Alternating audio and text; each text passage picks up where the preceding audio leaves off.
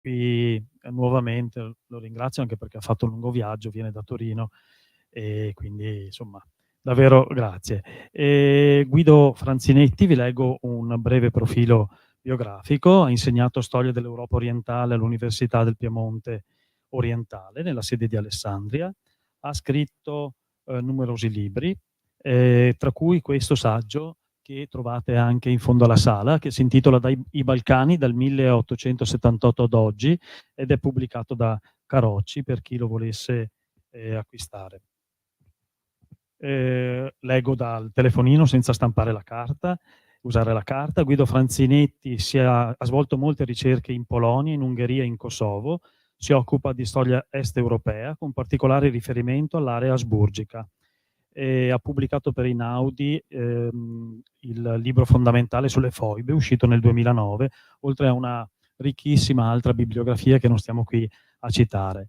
L'incontro di oggi è dedicato a degli episodi che non sono così lontani nella memoria, credo ben presenti a tutti, e sono quelli degli anni che vanno dal 1991 al 2001, una vicende molto complesse che il professore ci aiuterà a delineare, a cogliere in tutta la loro complessità.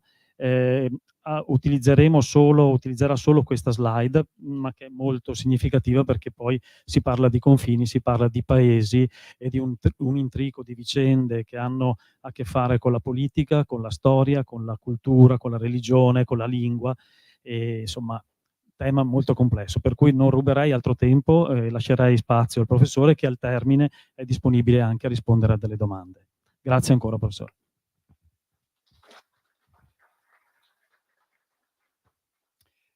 Grazie ancora a tutti, grazie in particolare alla direzione e alla biblioteca che ha avuto l'idea di invitarmi, sottolineo che io sono sempre disponibile a rispondere a domande che eventualmente qualcuno voglia pormi dopo, quindi il mio indirizzo elettronico è guido.franzinetti@gmail.com, che quindi è abbastanza facile da segnare. Allora,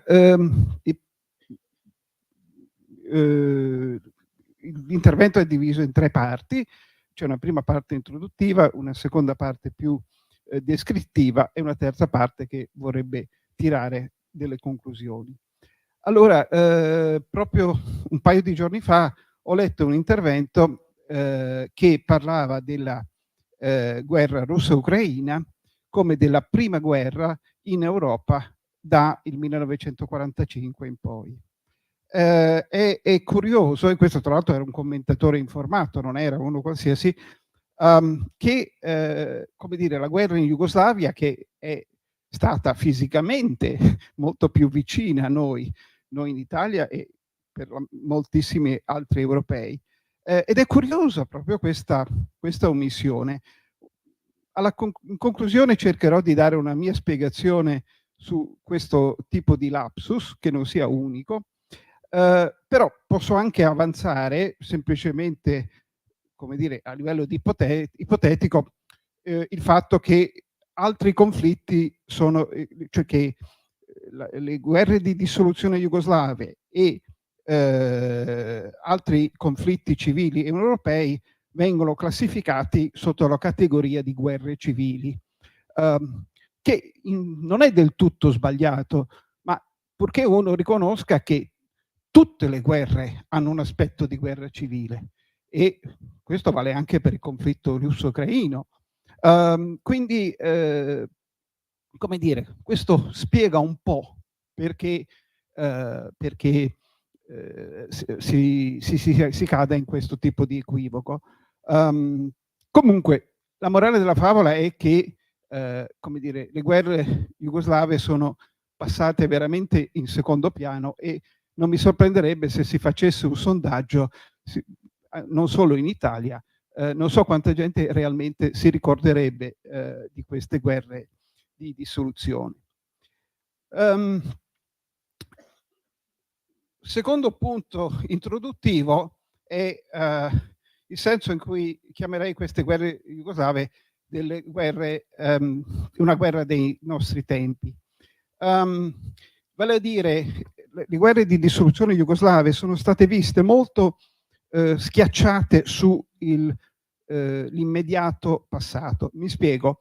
Le guerre jugoslave iniziano nel 91 e quindi proprio 2 anni dopo la fine dei sistemi comunisti in Europa orientale, quella che viene comunemente chiamata la caduta del muro, che mi sembra un po' una semplificazione, ma comunque accettiamola pure, e le guerre jugoslave avvengono a pochi mesi prima della dissoluzione dell'Unione Sovietica, vale a dire quindi quella che comunemente viene chiamata la fine della guerra fredda. E quindi molti osservatori furono spiazzati dallo scoppio di questa guerra, perché come è finita la guerra fredda e adesso scoppia una guerra in Jugoslavia. Quindi, come dire, questo disorientamento aveva dei motivi molto comprensibili. Quindi, come dire, qual è la spiegazione più a portata di mano? Beh, i conflitti jugoslavi sono dovuti a conflitti etnici, se volete anche nella versione più corrente all'epoca, sono il frutto di osi ancestrali. Serbi e croati si odiano da secoli, non parliamo degli albanesi, degli sloveni si parlava un po' meno, ma comunque sia, questa era la spiegazione, come dire, a portata di mano. Ora, ovviamente, quando uno spiega qualunque aspetto di una realtà, di qualunque stato, di qualunque entità, come dire, dipende dalla domanda che ci si sta ponendo. Io dicevo sempre agli studenti, immaginatevi di parlare con un giapponese che non sa nulla di storia europea. Allora, se dovete spiegare l'Italia, usate Giulio Cesare, Mussolini, Berlusconi? Sono tutte e 3 risposte lecite, però dipende da quello che stiamo cercando di spiegare. E secondo me, come dire, nel caso delle guerre di dissoluzione jugoslave, è meglio guardare a un passato più vicino, per dirla semplicemente, diciamo dal 45 in poi, piuttosto che andare alla ricerca di interminabili testimonianze su gli odi, le guerre, le famose guerre balcaniche. Tra l'altro, durante le guerre di dissoluzione jugoslavia non ci furono guerre nei Balcani, i combattimenti furono esclusivamente nell'area dell'ex federazione socialista delle repubbliche jugoslave. Quindi, come dire, spero che, come dire, insomma, questa è la linea interpretativa che cerco di avanzare. E poi anche dico, per non rischiare di sembrare semplicemente un commentatore snobistico sul giornalismo, sui difetti del giornalismo, il problema del giornalismo è anche il pubblico del giornalismo, vale a dire quanto tempo avete per capire qualcosa? Se è 3 minuti, 15 minuti, 45 minuti, che credo vi infliggerò.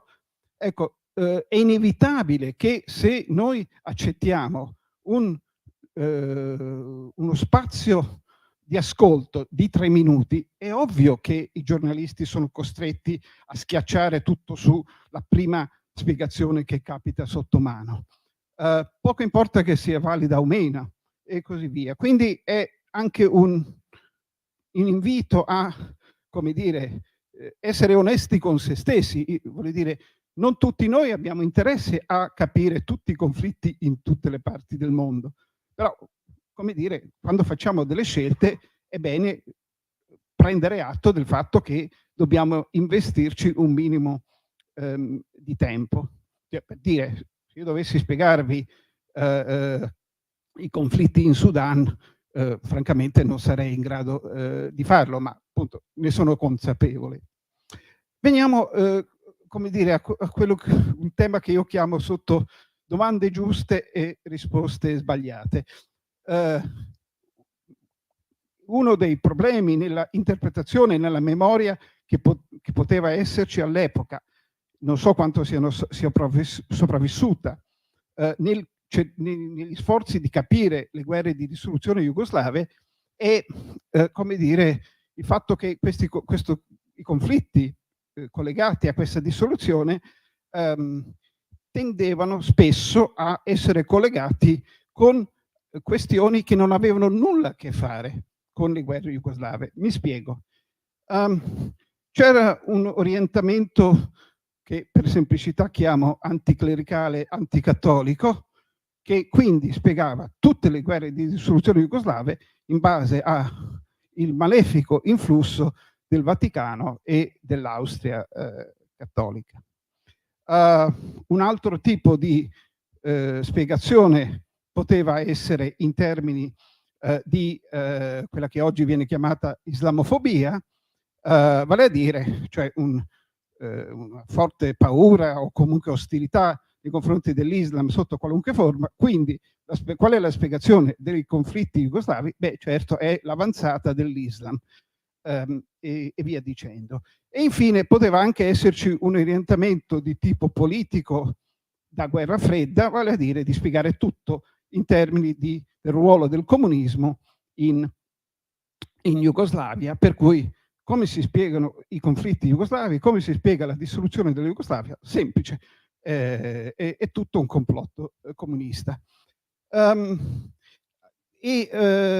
Questo è, come dire, secondo me, come dire, una degenerazione della spiegazione politica in tifoseria. Ora, ovviamente, tutti noi abbiamo delle tendenze e quindi ovviamente ciascuno di noi, quando scoppia un conflitto in qualche zona, possiamo, come dire, sentire l'influenza di queste nostre tendenze. Però il mio invito è quello di cercare di frenare queste tendenze e di cercare invece di vedere che cosa veramente succede, quali sono realmente le cause. Per dire, lo stesso inizio delle guerre di dissoluzione jugoslave non è affatto ovvio, cioè io potrei argomentare, e lo farò in seguito, che le radici delle guerre jugoslave nell'immediato sono già nel 1989, oppure sono nel 1990. Spiegherò perché do questa data. La spiegazione più facile di dire che le guerre di dissoluzione jugoslave sono il frutto della fine della guerra fredda e quindi anche della dissoluzione dell'Unione Sovietica alla fine del 1991, secondo me è molto parziale e cercherò di spiegare perché questo tipo di spiegazione è carente. Allora, smettendo di fare quello che dice quello che è sbagliato, cercherò di espormi su dare un mio tentativo di spiegazione e lo direi con tre fattori molto semplici che cercherò di articolare. Uno è la natura del sistema comunista, che sembra che contraddico quello che dico prima. Quello che intendo dire è la natura specifica del sistema comunista jugoslavo. Il sistema comunista jugoslavo, che andava per anni sotto il nome di titoismo, era il migliore del mondo. Ora, io non voglio dire che semplicemente i comunisti jugoslavi lo pensassero e quindi con aria di sufficienza, no, prendermi gioco, ma quasi tutto il mondo lo pensava. Mi spiego. Dal punto di vista della NATO, dell'Occidente, il modello comunista jugoslavo andava benissimo. Era un modo per avere un confine della guerra fredda o spostato un po' più ad est. Era, come dire, un modo, faceva comodo avere un paese, come dire, che faceva un po' da separatore tra il fronte occidentale e quello orientale. Per cui dopo pochi anni il sistema comunista jugoslavo, dopo la rottura con l'Unione Sovietica, il sistema comunista jugoslavo di fatto faceva parte, aveva una copertura implicita della NATO. Non è un segreto. E comunque la Jugoslavia comunista beneficiò per decenni di una presentazione mediatica estremamente favorevole, perché la Jugoslavia era certamente il migliore dei sistemi comunisti in Europa, o se volete essere più cauto il meno peggio dei sistemi comunisti. Comunque sta di fatto che fino alla fine della Jugoslavia dovete tenere presente che l'opinione media in Europa occidentale era in gran parte favorevole alla Jugoslavia o comunque indulgente. Anche sul fronte orientale, anche in Unione Sovietica, la Jugoslavia, dopo un primo decennio di rapporti freddi con la Jugoslavia che si era staccata dal blocco comunista sovietico, dopo il 1955 i sovietici fecero la pace con la Jugoslavia e in fondo anche a loro la Jugoslavia titoista andava bene, insomma, fino a un certo punto. E quindi, di nuovo, dico questo per dire che questo errore di prospettiva nei confronti dei problemi e dei difetti del sistema comunista jugoslavo era condiviso da entrambe le parti. Poi ci sono un sacco di persone che erano molto entusiaste del modello economico di autogestione, il non allineamento e via dicendo. Quindi secondo me, come dire, è importante rendersi conto che praticamente sino alla fine la Jugoslavia titoista e post-titoista, ma comunque sempre la Federazione Socialista Jugoslava era visto come dire, una specie di protégé, fino al punto che, e qui salto avanti nel corso degli anni 90, quando l'ultimo primo ministro della Jugoslavia federale si trova dinanzi a problemi economici, lui si rivolge all'ambasciatore americano e dice: scusate, ma abbiamo bisogno di aiuti economici, 4 miliardi di dollari per favore, rapidamente, e rimane totalmente spiazzato dal fatto che l'ambasciatore americano dice: no, scusate, non possiamo più farlo. Oramai non dice esattamente in queste parole, come dire, non siete più così importanti. E come dire, questo tra l'altro, come dire, non aiutò certamente il governo federale jugoslavo a superare la crisi economica. Secondo punto, che invece va più indietro, al 45, anzi probabilmente 43-45, è il modo in cui il sistema jugoslavo si costruì dopo il 1945, vale a dire, come sapete, era un sistema comunista che si riteneva una assoluta copia del sistema sovietico. Gli jugoslavi comunisti non iniziano come dissidenti, finiscono dissidenti per sbaglio. Quando il maresciallo Tito proclama la rottura con l'Unione Sovietica, nella sala c'è il ritratto di Stalin. Cioè, dovete capire che i comunisti jugoslavi hanno come modello l'Unione Sovietica e lo copiano o pensano di copiarlo, e vedremo in che differenza c'è. Vedete, come dire, la cartina della Jugoslavia alla vigilia della dissoluzione e, come dire, queste grosso modo sono le divisioni amministrative della Jugoslavia: Slovenia, Croazia, Bosnia e Erzegovina, Serbia, e Montenegro e Macedonia. La Slovenia era la Repubblica, quindi scusate, non ho specificato, quindi tutte queste sono repubbliche che fanno parte della Federazione Jugoslavia, sono tutte repubbliche che teoricamente sono sovrane e hanno il diritto di secessione. Si intende, per i comunisti jugoslavi era un diritto puramente teorico, perché, come vi ho spiegato qualche minuto fa, il sistema comunista jugoslavo è il migliore del mondo. Quindi, come dire, perché uno dovrebbe staccarsi dal migliore dei sistemi possibili? Sono un po' ironico, ma non tanto. Certamente comunque i comunisti jugoslavi, a differenza dei comunisti dei paesi est europei, per dire i comunisti polacchi sapevano benissimo che nessuno li voleva e che erano il male minore rispetto a un'annessione all'Unione Sovietica. I comunisti jugoslavi invece erano convinti fino alla fine di essere non solo il miglior sistema comunista del mondo, ma anche di essere un sistema popolare, che aveva un sostegno popolare.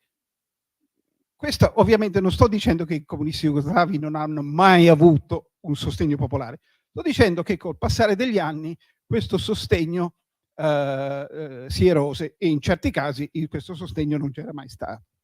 Allora, come dicevo, la Slovenia era il caso più semplice perché la Slovenia era ed è un paese etnicamente omogeneo, vale a dire la grande maggioranza dei cittadini sono sloveni ed erano sloveni anche appunto alle date a cui faccio riferimento. Il problema comincia con la Croazia, che nelle zone confinanti orientali aveva una significativa minoranza serba, non una grandissima minoranza, però vuol dire una minoranza concentrata in diverse zone. In Bosnia e Erzegovina invece c'era una mistione tra elementi che vengono chiamati bosgnacchi oggigiorno, che vuol dire persone di origine musulmana che stabili insomma, che vivevano nella Bosnia e Erzegovina. Poi c'era una minoranza serba e infine una minoranza ancora più piccola di croati. Allora, quindi in Croazia, grosso modo, l'apparato di partito, perché io sto parlando della Jugoslavia comunista, quindi stiamo sempre parlando di repubbliche che sono sotto il controllo del locale partito comunista, o come veniva chiamato in Jugoslavia, la Lega dei Comunisti Jugoslavi. Dicevo, in Croazia c'era appunto un gruppo dirigente che era croato, però con una significativa presenza nell'apparato anche dei serbi, anzi i serbi erano in genere sovrarappresentati negli apparati. Bosnia e Erzegovina invece aveva una specie di intesa per cui tutti i posti dovevano essere divisi a tre tra bosgnacchi, serbi e croati. E poi c'erano la Repubblica del Montenegro, che è molto piccola. Montenegro ha sviluppato solo di recente una codificazione della lingua, un'indipendenza e via dicendo, quindi Montenegro era considerato molto vicino alla Serbia culturalmente e storicamente. Poi c'è la Vojvodina che era maggioranza serba, però come dire, con una significativa minoranza di lingua ungherese. E poi c'era la provincia del Kosovo, che era a grande maggioranza albanese, ma anche lì con una minoranza relativamente piccola ma significativa di serbi. E infine abbiamo la Serbia e poi infine la Repubblica di Macedonia. Scusatemi, questo sembra, come dire, un elenco della spesa, ma tutte queste cose contano nella crisi che poi si sviluppa. Allora vi accennavo prima, nel caso della Slovenia i dissidi erano relativamente contenuti, ma appunto nelle altre repubbliche e poi aspetto fondamentale e in un certo senso cruciale, se non addirittura causale della crisi, è lo statuto della Serbia. Allora Tito, no, ma forse più che Tito, comunque i comunisti jugoslavi nel 1974 definiscono una nuova Costituzione che rafforza i poteri delle singole entità delle repubbliche federali. Ma siccome la Serbia avrebbe avuto un peso predominante, pensano bene di istituire due province autonome all'interno della Serbia, vale a dire la Vojvodina e il Kosovo. Allora, sottolineo, queste sono tutte divisioni amministrative. Da un punto di vista pratico, per molti anni, queste cose contarono abbastanza poco, perché tanto c'era il Partito Comunista che faceva locale, vale a dire delle singole repubbliche, che faceva parte della Lega dei Comunisti Jugoslavi e, come dire, le dispute che potevano esserci erano tutte e rimasero sempre dispute all'interno della Lega dei Comunisti Jugoslavi.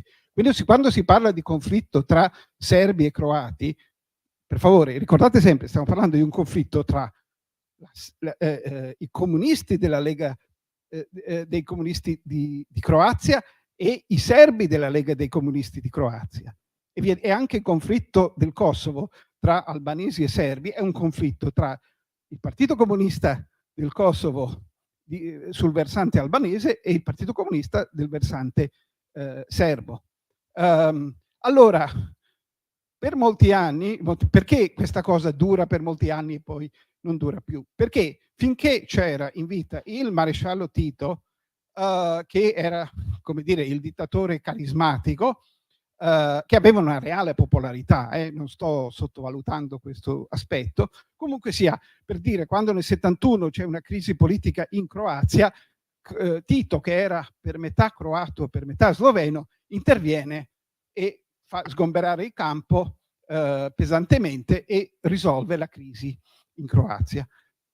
Ma questo cambia quando all'inizio degli anni *80 Tito non è più vivo e c'è invece una presidenza collettiva, vale a dire, come dire, che la Jugoslavia federale viene gestita da una presidenza collettiva a rotazione, quindi si faceva in modo che ci fosse prima un presidente sloveno, poi uno croato, poi uno serbo e via dicendo. Benissimo, questo perché è importante? Perché lo statuto della Serbia diventa molto più importante e le due repubbliche, le due province autonome del Kosovo e della Vojvodina, ricordate, la Vojvodina è a maggioranza serba, non è una minoranza, non è una provincia ungherese. Comunque le due province cominciano a giocare in proprio e quindi la Serbia, all'interno del sistema federale jugoslavo, che comprende appunto le diverse componenti della Repubblica, improvvisamente si sente come dire, permanentemente in minoranza, perché come vedete, come dire, la presidenza federale jugoslava è composta di tutte queste diverse componenti e le due province autonome che di fatto hanno un potere, hanno una legislazione, hanno un Parlamento, cioè sono realmente autonomi. E quindi, come dire, nel Partito Comunista della Serbia si sviluppa un forte risentimento nei confronti di questo sistema che sembra fatto per tarpare le ali agli interessi dei serbi. Come dire, anticipando un po' quello che avviene, a metà degli anni '80, quando c'è finalmente un cambiamento generazionale nel gruppo dirigente jugoslavo nel suo complesso e quindi anche in quello serbo, emerge un politico di nome Milosevic che decide che bisogna fare qualcosa e procede per tappe graduali alla soppressione dell'autonomia della provincia del Kosovo e della provincia della Vojvodina. Allora, tutta questa cosa amministrativa, che importanza ha? Beh, ha il fatto che a questo punto la Serbia ha una maggioranza della presidenza federale e se uno è a Lubiana, anche se non ha particolare amore per i kosovari, questo scherzo non appare molto divertente, perché a questo punto la Serbia rischia di avere un potere di veto su tutto, perché oltre alle tre, quindi la Serbia mantiene nella presidenza il suo voto e quindi ha il voto del Kosovo, il voto della Serbia propriamente detta, il voto della Vojvodina e il Montenegro in genere segue le istruzioni del Kosovo, scusate, di Belgrado come capitale della Serbia, non capitale della Jugoslavia. E quindi lo scardinamento del sistema di province e quindi lo scardinamento del sistema federale jugoslavo fa scattare a Lubiana la decisione di dire va bene, adesso basta, adesso noi ci prendiamo veramente l'autonomia, ci prendiamo veramente la sovranità che dopo tutto sulla carta è prevista. La Costituzione jugoslava dice tutte le repubbliche sono sovrane, indipendenti, possono fare quello che gli pare e così via. Per i motivi che vi ho detto era una cosa puramente formale, ma a questo punto, alla fine degli anni '80, queste cose cominciano a contare. E infine, qual è, come dire, se vogliamo, la ciliegina sulla torta di questo, cosa che di nuovo viene passata, direi, in sostanziale silenzio nei mezzi di comunicazione occidentali, che nel gennaio del 1990 la Lega dei Comunisti Jugoslavi si dissolve. E questo, se voi tenete conto di quello che vi ho detto prima, cioè del fatto che di fatto tutto il sistema federale si basava sul controllo da parte del Partito Comunista locale, lo scioglimento della Lega dei Comunisti di Jugoslavia in un certo senso è già la dissoluzione della Jugoslavia. Però siccome era gennaio del 1990, c'era appena caduto il muro, c'erano tante cose, non ce ne siamo accorti, ecco, se vogliamo metterla in termini un po' giornalistici. Quindi questo è, come dire, ho anticipato quello che a me sembrano gli aspetti cruciali. Poi ovviamente possiamo continuare ad aggiungere fattori, elementi e via dicendo, però questi tre elementi, vale a dire la natura del sistema comunista jugoslavo, il fatto di avere creato un sistema federale, come dire, che teoricamente di repubbliche sovrane, ma in realtà non sovrane, più la decisione di sopprimere l'autonomia delle due province, sono di per sé sufficienti per spiegare quello che avviene. E cercherò di dimostrarlo passando alla seconda fase del descrivere come avvenne la dissoluzione della Jugoslavia. Come vi ho detto, tutto parte o riparte dalla Slovenia. Per i motivi che vi ho detto, l'abolizione dell'autonomia della provincia del Kosovo avviene nel gennaio dell'89. Nel corso dell'89 il gruppo dirigente comunista sloveno comincia a decidere di volersi staccare. E nel dicembre del 1990 viene attuato un referendum che proclama quello che era già ovvio, cioè vale a dire che la Slovenia è una repubblica sovrana indipendente e via dicendo. Teoricamente, da un punto di vista giuridico, non doveva fare una grinza, anche se alcuni giuristi possono dire che c'erano che era una forzatura. E arriviamo al 25 giugno del 1991, quando, in base ai risultati del referendum sloveno del dicembre precedente, la Slovenia proclama la sua indipendenza. Belgrado, e a questo punto è ancora il governo federale che agisce, e quindi è l'esercito jugoslavo, marcia contro l'autonomia slovena, che credo sulla carta non avesse una grande formazione militare, anche se, ricordate, in base a quello che vi dicevo sul fatto che il sistema jugoslavo era federale, questo voleva dire che c'era una polizia di ogni singola repubblica, c'erano servizi di sicurezza, eccetera, tutto era separato in base alle diverse repubbliche. Quindi avviene una cosa molto strana.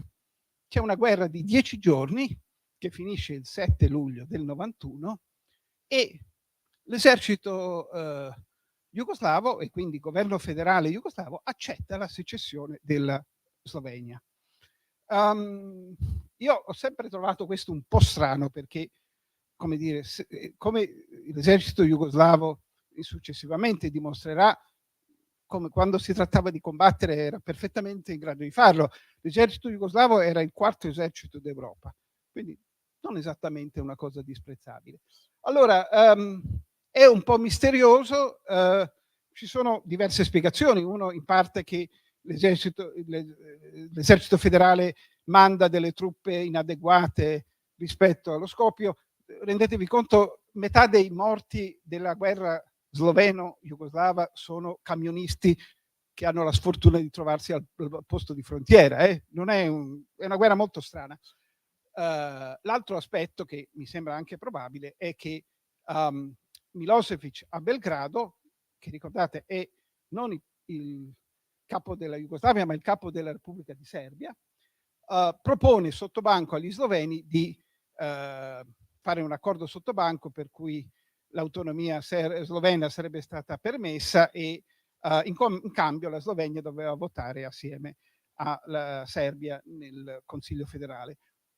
Questo accordo non va in porto, però il fatto che ci sia stata questa offerta da parte di Belgrado nei confronti di Lubiana fa pensare che, come dire, diversi aspetti, alti comandi e via dicendo, abbiano sostanzialmente accettato questa secessione slovena, che faceva meno problemi di altre repubbliche, perché la Slovenia è confinante con l'Austria, la Slovenia è etnicamente omogenea,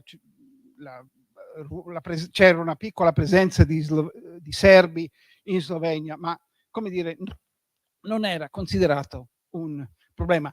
Per inciso, come molti di voi sapranno, la Slovenia aveva sempre mantenuto la lingua slovena, che è diversa da quella che veniva chiamata all'epoca il serbo-croato. Questa vittoria degli sloveni spiazza il gruppo dirigente comunista croato, che a questo punto si trova con le spalle al muro e, avendo fatto campagna per l'indipendenza o maggiore autonomia della Croazia, adesso, se gli sloveni ci sono riusciti, che sono 4 gatti, beh, noi croati dobbiamo andare avanti, non possiamo tirarci indietro. Da quello che è successo nei mesi successivi, io direi che la Croazia dal punto di vista militare non era affatto pronta a una secessione, ma si trova, come dicevo, spiazzata.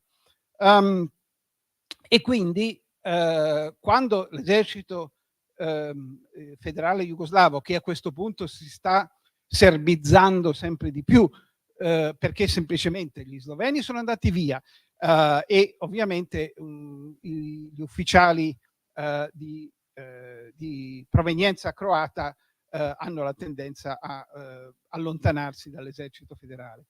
Quindi abbiamo un periodo di come dire, misto esercito federale jugoslavo, ma in realtà serbo, che si lancia contro l'autonomia croata, cioè contro la dichiarazione di indipendenza croata, e occupano un terzo del paese, cioè della Repubblica di Croazia, che, ecco, vedete questa parte, vedete questa parte orientale della Croazia che viene occupata dall'esercito serbo. E per il motivo che vi ho appena detto, la Croazia non è assolutamente in grado di reagire a questo, e di fatto la Serbia occupa queste parti per diversi anni, e in un modo misterioso nel corso del 95 la Croazia riesce a rioccupare questi territori, però per gli anni che vanno dalla fine del 91 fino al 95 questa grossa fetta del territorio croato viene occupata, e ovviamente ha inizio quella che viene chiamata all'epoca, riprendendo un'espressione che era già esistente, con operazioni di polizia etnica. Vale a dire, come dire, la polizia etnica consiste nel indurre un altro gruppo etnico o a liberare il territorio a vantaggio del gruppo che vuole prevalere. E l'espressione non mi entusiasma molto, perché in realtà copre cose molto diverse, cose semplicemente l'effetto che un'azione militare crea di paura, cioè vale a dire, come dire, se uno sa che ci sono bombardamenti da parte della parte avversa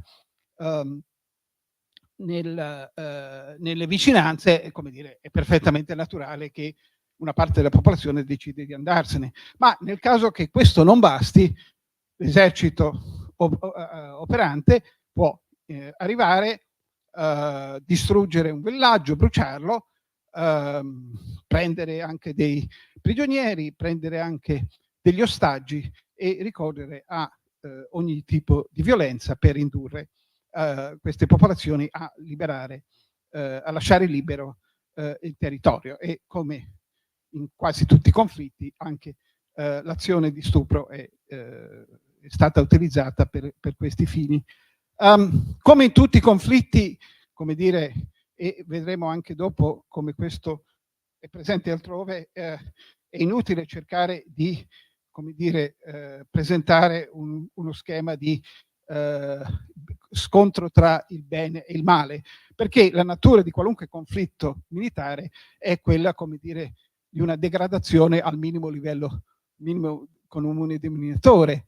E quindi, come dire, certamente in questa fase sono le forze militari serbe che agiscono con più decisione sul piano della pulizia etnica, ma per esempio nel 95, quando la Croazia riprende i territori, in particolare l'ultima parte dei territori occupati, ovviamente ci sarà una totale epurazione delle popolazioni serbe che fuggono in Serbia.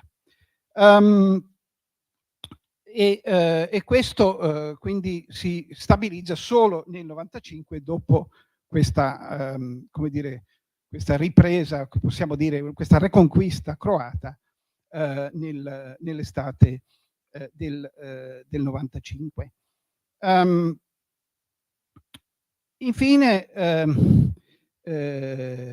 arriviamo al caso della Bosnia-Erzegovina, che, come vi ho accennato, è molto più complicato, perché lì l'equilibrio delle forze, innanzitutto demografica, è completamente diverso, per cui, come dire, da un punto di vista demografico, i cosiddetti bosniachi, quello che vi dicevo, cioè i bosniaci di origine musulmana, ma non necessariamente praticanti musulmani, quindi i bosniachi sono di più, però da un punto di vista militare sono molto più deboli.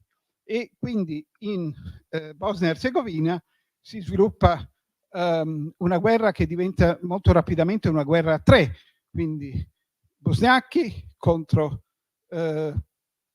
croati bosniaci, contro serbo bosniaci. E lì, come dire, la fase di epurazione etnica è molto più prolungata e anche molto più decisa, che è necessaria dal punto di vista serbo per il fatto che loro hanno più armi ma meno uomini. E questo, come dire, spiega la natura anche di questi combattimenti. Come vedete, la mappa invece della Bosnia-Erzegovina è molto più frastagliata, perché indica le diverse zone. La zona attorno a Mostar finisce sotto controllo croato, perché quella era una zona di maggiori insediamenti croati, e poi invece la zona blu è quella controllata dai serbi, che pongono sotto assedio la città di Sarajevo, che era la capitale della Bosnia-Erzegovina, e infine quelle cose azzurre sono i territori che i bosniachi riescono a mantenere in vita.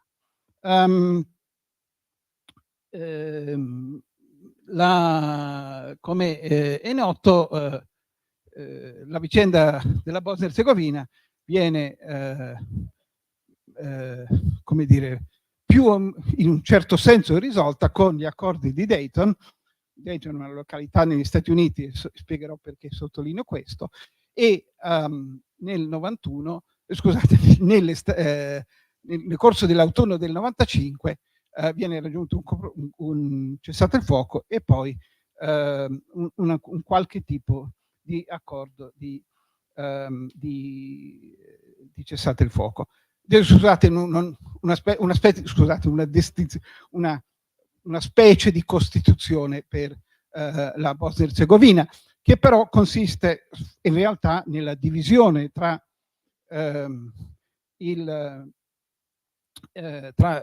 una parte che ha proprio il nome di Repubblica Srpska, e che quindi è un territorio totalmente controllato da serbi. E quando adesso uso le etichette etniche, mi riferisco alle etichette etniche in senso puro, senza riferimento alla affiliazione comunista, non comunista, ex comunista e via dicendo.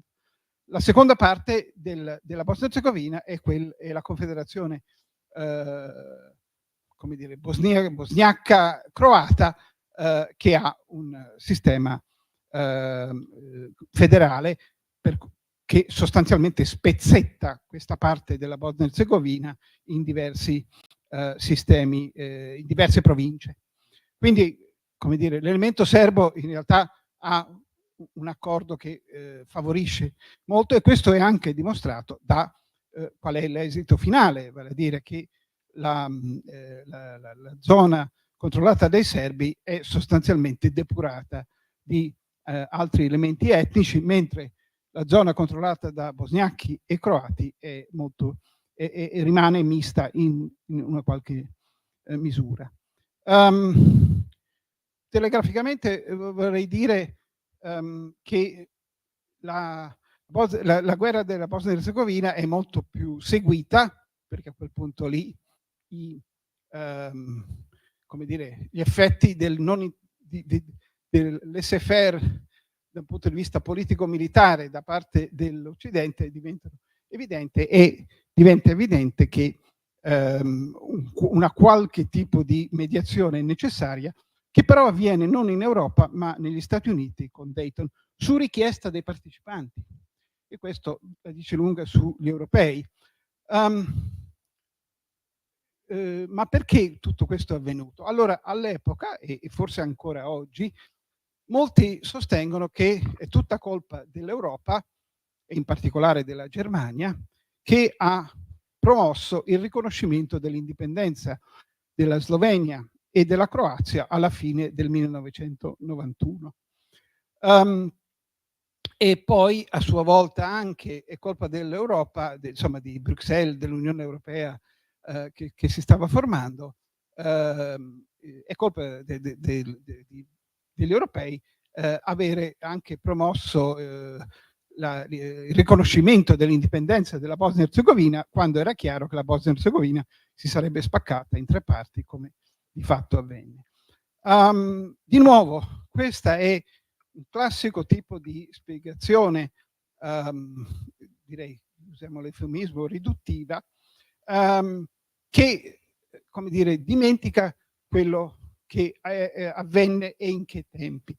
Allora, il caso vuole che nel luglio del 1991, il 13 luglio del 1991, c'è una riunione a Bruxelles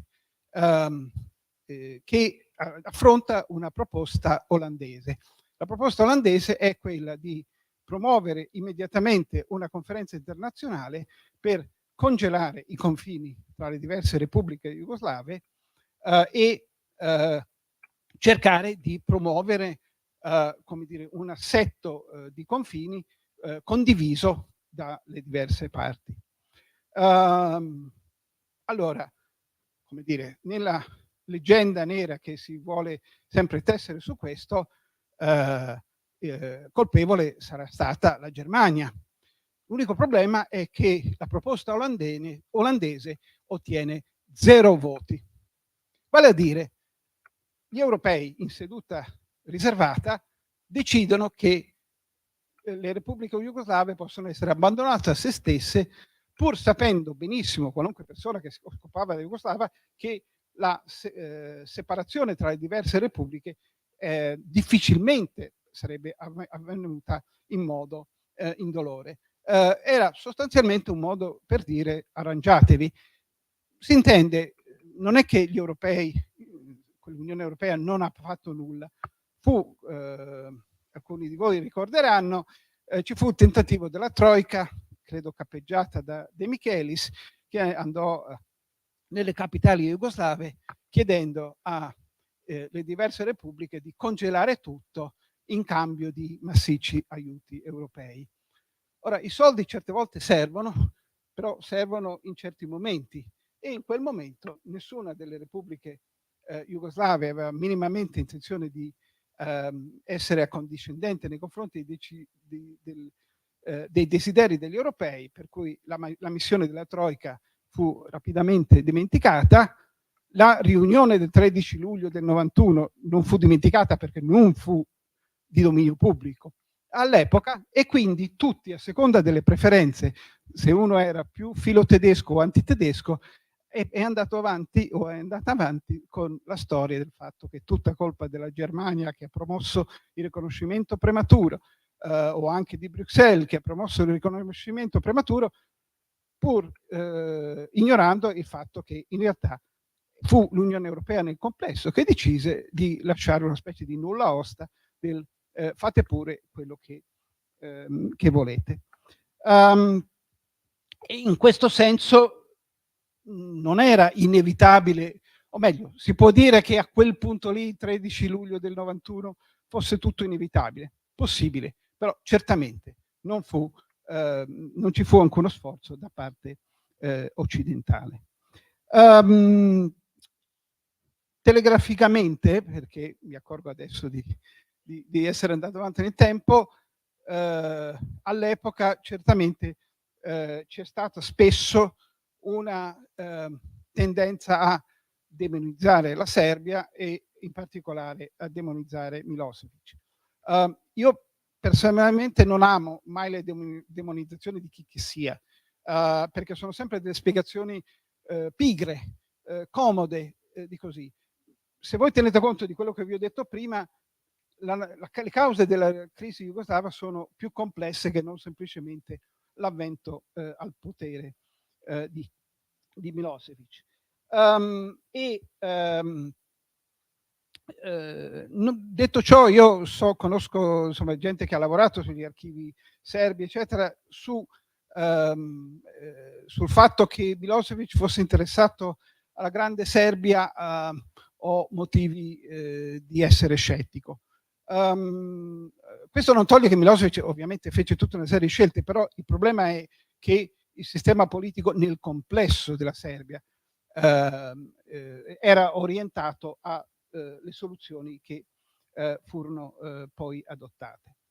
E benissimo, arrivando un po' finalmente a come dire, il periodo più conclusivo, come si è detto, adesso torno indietro, ecco, all'indomani di Dayton, questa è di nuovo la situazione che c'è, vale a dire la Slovenia ha la sua indipendenza, la Croazia si è ripresa i territori che i serbi avevano preso, la Bosnia-Erzegovina è divisa nel modo che vi ho descritto, e rimane la Serbia, il Montenegro e le due province autonome della Serbia, province che non sono più autonome a quel punto lì.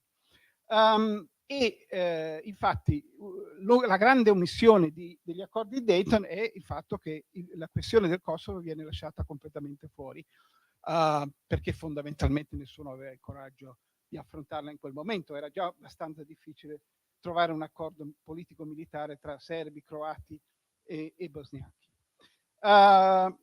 Quindi apparentemente come dire, la normalità è tornata alla Repubblica di Serbia, che è quella cosa rosa che vi ho indicato, lasciando da parte il Montenegro, che però di fatto è una specie di protettorato della Repubblica di Serbia, e quindi apparentemente le cose potevano riprendere, e infatti i rapporti con la Serbia riprendono, come dire, anche da un punto di vista economico, e come dire, la ex Jugoslavia sembra essersi avviata verso una soluzione.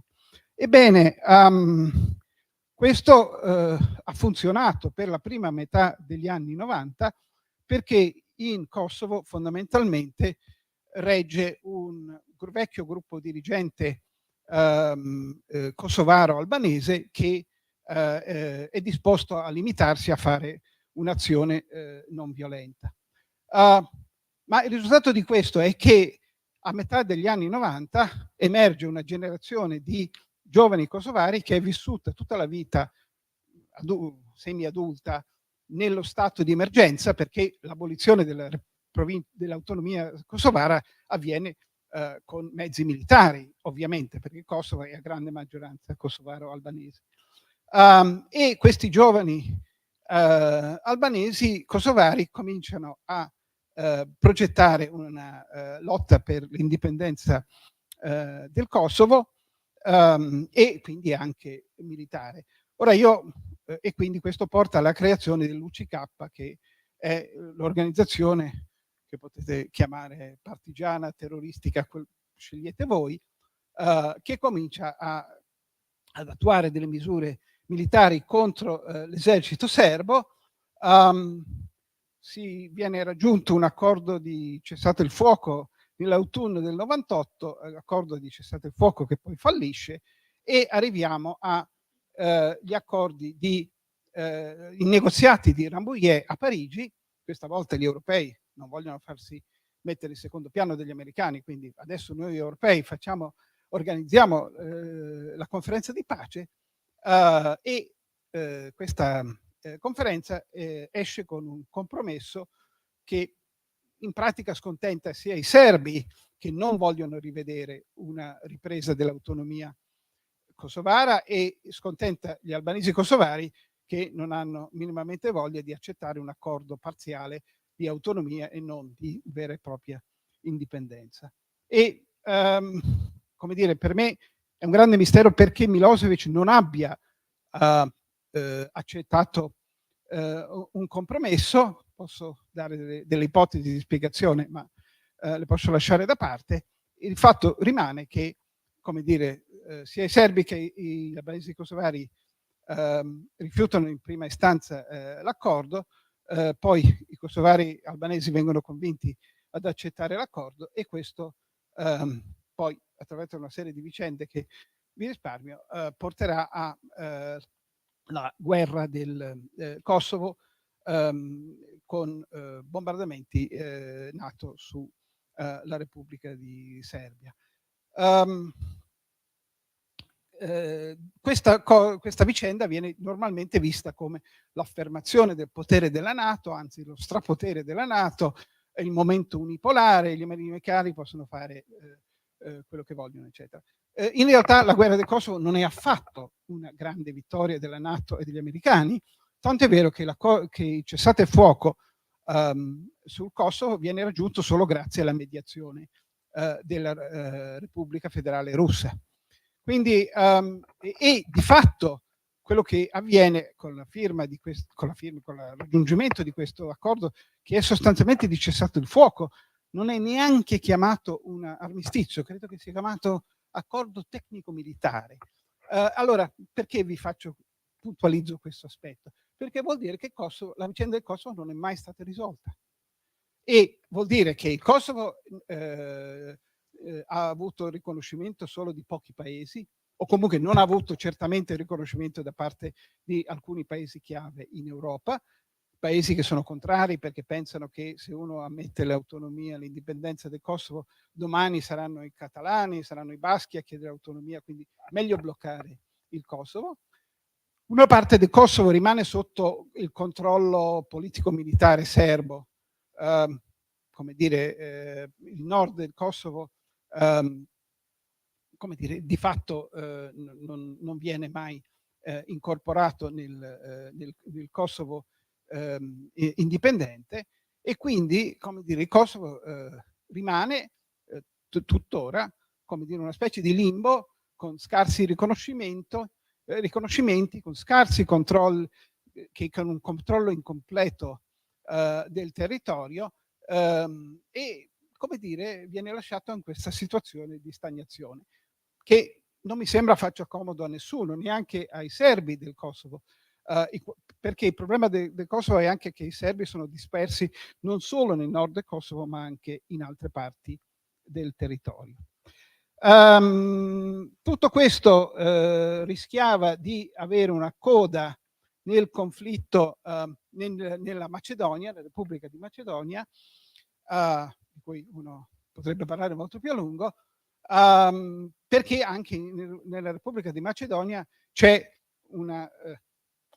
stato un rischio di un conflitto tra la minoranza albanese della Macedonia, che è circa un terzo della popolazione, e la maggioranza slavo-macedone, e in effetti, come dire, cominciarono a esserci dei problemi, ma nel, come dire, nel 2001 avvengono due cose, non mi ricordo in che ordine, ma comunque sono entrambe collegate. Innanzitutto c'è l'11 settembre e a questo punto la politica americana cambia completamente e, come dire, l'ordine, nella misura in cui gli americani riescono ancora a influire su quello che avviene nei Balcani, gli americani, come dire, pongono in freno a qualunque iniziativa che rischia di avere conseguenze politico-militari. L'altra cosa è l'accordo di Ohride, che crea una specie di accordo tra la minoranza albanese macedone e quella slavo-macedone. E quindi, come dire, la situazione in Macedonia è relativamente stabilizzata e, come dire, come vedete, io in realtà non ho bisogno di spostare tante cartine. Una volta che tenete conto che il Kosovo è diventato questo territorio, chiamiamolo ibridamente autonomo, grosso modo i confini tra diverse repubbliche jugoslave sono rimasti o tornati a quelli che erano sulla carta come dire, come avrebbero dovuto essere fin dall'inizio da un punto di vista del modello jugoslavo. Arrivo davvero alle mie conclusioni, che vi avverto non sono confortanti. Innanzitutto perché avvenne, come dire, questo abbaglio occidentale, in particolare sulle vicende jugoslave. Beh, lì una volta tanto sono disposto a essere un colpevolista e direi il trionfalismo occidentale, che si culmina in quella frase che il presidente George Bush Sr. Aveva evitato fino a quel momento. Nel 90-91 George Bush Sr. è molto cauto sulle vicende dell'Europa orientale e, come dire, e lo dimostra. All'inizio del 92, quando si profila la campagna elettorale americana, che lui perderà, Bush scivola sulla posizione del dire: noi abbiamo vinto la guerra fredda. Allora, qualche anno fa forse avrei avuto bisogno di cercare di argomentare. Oggigiorno mi sembra dire che l'Occidente ha vinto la guerra fredda, beh, forse qualche riserva potremmo avercela. Quello che è avvenuto è stata una trasformazione del blocco sovietico e anche della Russia. Da lì a dire che l'Occidente ha vinto, beh, credo che non ho bisogno di perdere molto tempo su quello, però bisogna dire anche gli europei sono stati colpevoli di questo stesso abbaglio. Allora, le mie conclusioni non confortanti sono colte in due aspetti. Come dire, premetto, a mio avviso, i problemi che rimangono ancora nell'area ex jugoslava derivano dal fatto di essere, come dire, senza una vittoria. Vale a dire, per quello che vi ho detto, vabbè, a parte in certo senso la Croazia ha vinto alla fine, ma come dire, non era poi una grande vittoria, si è semplicemente ripresa il suo territorio. In realtà i conflitti, in particolare della Bosnia e Erzegovina, sono una pace senza vincitori. Uno dice: che bello, la guerra non serve. Beh, come dire, la realtà è che in Bosnia e Erzegovina abbiamo un conflitto semplicemente congelato e non c'è stato affatto, come dire, quella ripresa di coabitazione tra le diverse parti. Lo stesso vale in Kosovo. Quindi, come dire, io come dire, non è che vorrei chiarire, io sono favorevole all'accordo di Dayton perché l'accordo di Dayton era in male minore e fare un'altra guerra per altri 2 anni sarebbe stata di gran lunga peggiore di quello che era già avvenuto. Detto ciò, però, Dayton non è una pace risolutiva. I miei 2 punti sono davvero telegraficamente una banale citazione, scusatemi se leggo, ovviamente da Primo Levi, che nella tregua dice: ma la guerra è finita, obiettai, e la pensavo finita.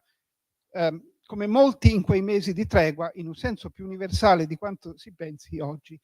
Primo Levi scriveva all'ombra del conflitto, della crisi di Cuba, che era una crisi che poteva portare a una guerra nucleare. E come sapete, la frase che segue è: guerra è sempre, rispose memorabilmente Mordon Ahun. Ma, come dire, come vi avevo anticipato che avrei avanzato una spiegazione sul perché le guerre jugoslave sono state dimenticate, viste come guerre non europee. Beh, è abbastanza ovvio, la guerra russo-ucraina fa molto più paura delle guerre jugoslave. Non lo dico con disprezzo, ma voglio dire, è quello il motivo per cui abbiamo cancellato la memoria di queste guerre, o almeno credo la maggioranza delle popolazioni in Europa è in questa posizione.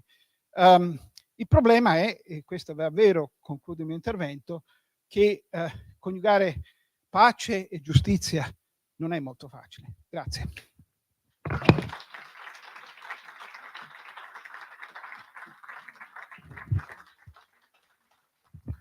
Ringrazio il professore. Prima di lasciare spazio alle domande, volevo segnalare che l'incontro di venerdì prossimo, 18 di ottobre, diversamente da quanto scritto nel Depliant, si svolgerà in Biblioteca Civica. È l'incontro con il professor Marco Mondini.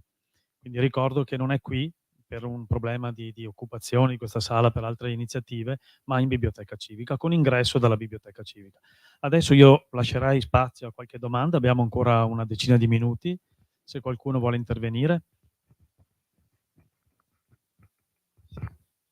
Professore, è noto che la quantità di bombe sganciate su Belgrado sembra, adesso non voglio io azzardare l'ipotesi, sembra addirittura superiore a tutte le bombe sganciate durante la Seconda Guerra Mondiale. Allora, chi ha lanciato quelle bombe su Belgrado? Primo. Seconda cosa, e poi entriamo anche nell'attualità della guerra ucraino-russa. Ma l'ONU, palazzo di vetro, costosissimo, centinaia di funzionari. L'ONU cosa fa? Cosa ha fatto poi in Jugoslavia? Ha limitato anche le tragedie di Srebrenica? L'ONU? Cosa fa adesso l'ONU in Ucraina?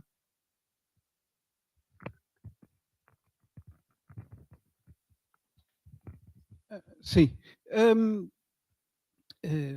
parto dalla parte finale. Ma l'ONU per tutta la guerra fredda è stato semplicemente un teatro in cui diverse potenze potevano esprimersi senza rischio.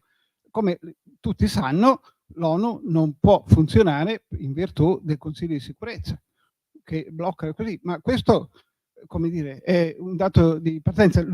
L'abbaglio è stato, dopo la fine della guerra fredda, l'idea che l'ONU potesse agire in proprio e, come forse ricorderemo, questo avvenne con la guerra del Kuwait, che non è la prima guerra del Golfo, è la seconda guerra del Golfo, perché c'è una guerra Iraq-Iran che viene in genere dimenticata.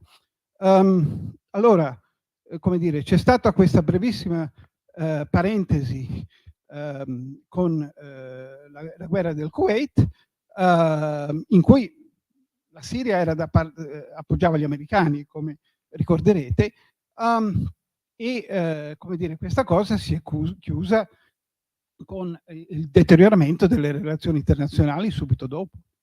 E quindi, scusi, ma non c'è nulla da spiegare nel non funzionamento dell'ONU. L'ONU non può funzionare, l'ONU può ratificare quello che viene fatto e quando va bene. Molto spesso l'ONU non può neanche fare questo. E quindi, mi scusi, ma come dire, il problema ONU non esiste, perché l'ONU come forza attiva non esiste. L'ONU esiste come spazio teatrale per fare dei bellissimi discorsi a New York.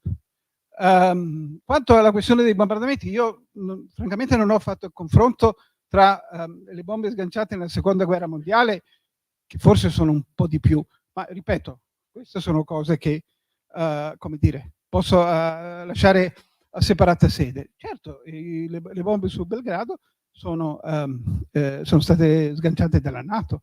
Non mi sembra di aver detto nulla che contraddicesse questo.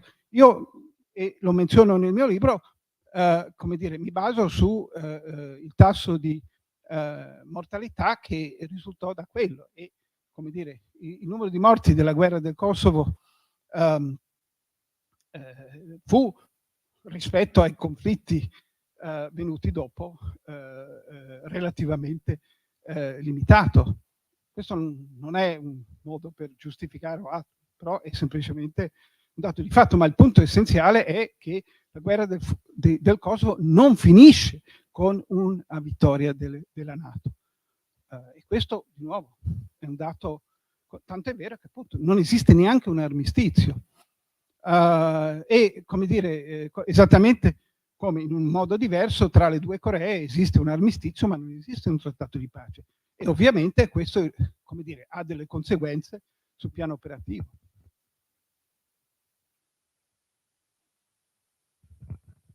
C'è qualche altra domanda?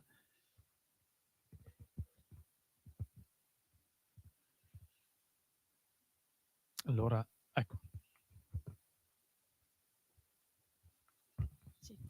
Buonasera, io vorrei chiedere una breve analisi delle attuali elezioni amministrative in Bosnia. Qual è la situazione? Grazie.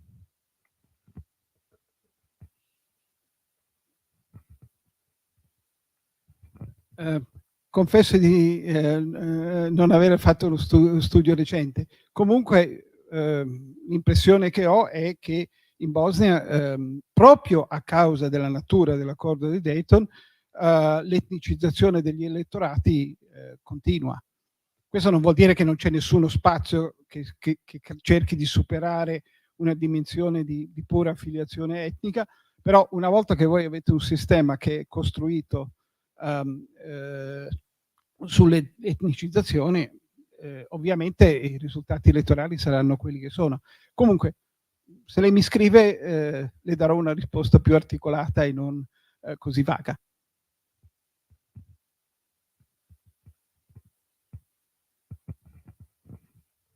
C'è qualche altro intervento? Altrimenti chiudiamo qui, perché la spiegazione è stata molto complessa, molto ampia e difficile anche da illustrare, insomma, in maniera così chiara come ha fatto il professore. Quindi lo ringrazio nuovamente e appuntamento è per venerdì della settimana prossima. Grazie a tutti.